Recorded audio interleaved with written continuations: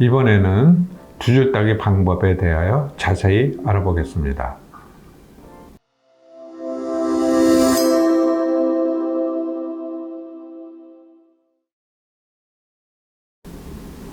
안녕하세요. BIO 성형외과 원장 홍성표입니다. 두 줄 따기 수술은 다음에 4단계 작업이 필요합니다. 우선 새로운 절개선의 위치를 정해야 합니다. 원하는 라인의 크기가 결정되면 그 크기 라인이 나올 수 있는 절개선의 높이를 정하게 됩니다. 둘째로 기존의 쌍꺼풀을 푸는 작업입니다.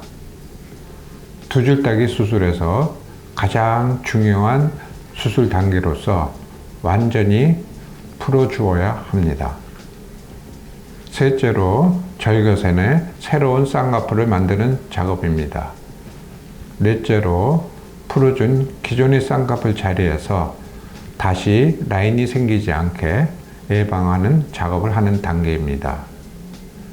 이런 4단계를 거쳐서 수술이 완성됩니다. 두 줄 따기 수술을 하고 수술 후 자리를 잡는 과정에서 절제할 방법하고 다른 점이 있습니다. 우선 수술 후 초기에 피부 절제나 안검하수 교정을 하지 않았어도 눈이 덜 감기는 현상이 생길 수 있습니다. 이 현상은 시간이 지나면서 저절로 좋아집니다. 둘째로 새로운 라인 위에 흉 조직이 많기 때문에 수술 후 초기에는 쌍꺼풀의 크기나 모양이 짝눈으로 보일 수 있습니다. 이 현상도 자리를 잡으면서 저절로 해결이 됩니다. 셋째, 새로 만든 쌍꺼풀이 풀리는 경향이 절제 방법보다 많습니다. 그래서 수술할 때 이 점을 고려해서 좀 더 강하게 걸어주는 것이 좋습니다. 다음은 두 줄 따기 방법으로 라인의 크기나 모양을 바꾸는 실제 경우에 대해 말씀드리겠습니다.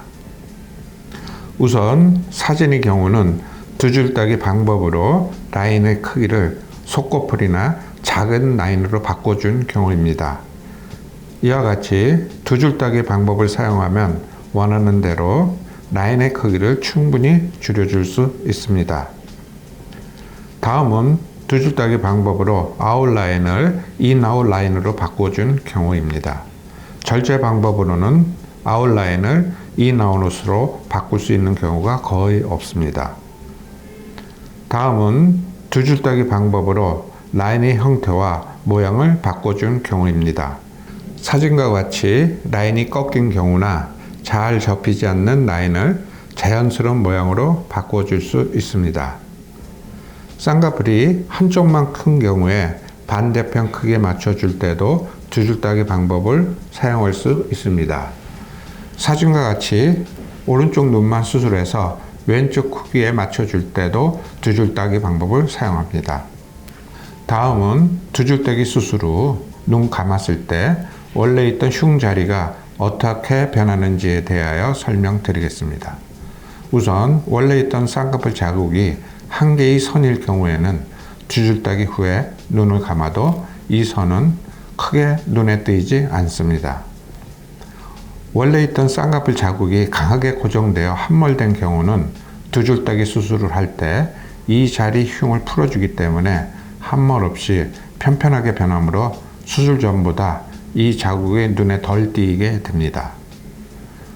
윗사진과 같이 수술 전에 쌍꺼풀 선 아랫부분이 볼록한 경우는 두 줄 따기 수술을 하면서 얇게 다듬어주면 편편하게 바꿔줄 수 있고 라인의 크기가 줄어들기 때문에 볼록한 것이 가려져서 눈에 띄지 않게 됩니다.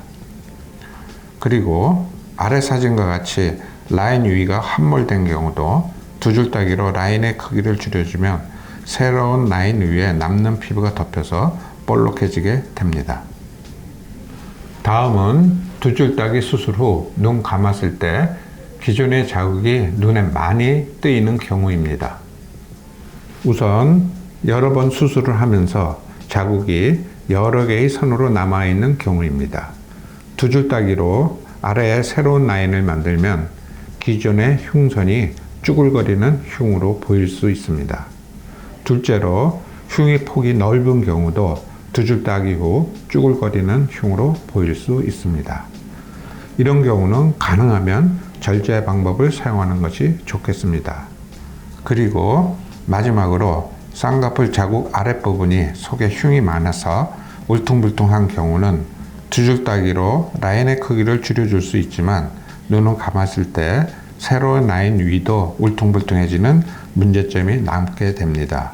이 경우도 두 줄 따기 방법을 선택할 때 신중해야 합니다.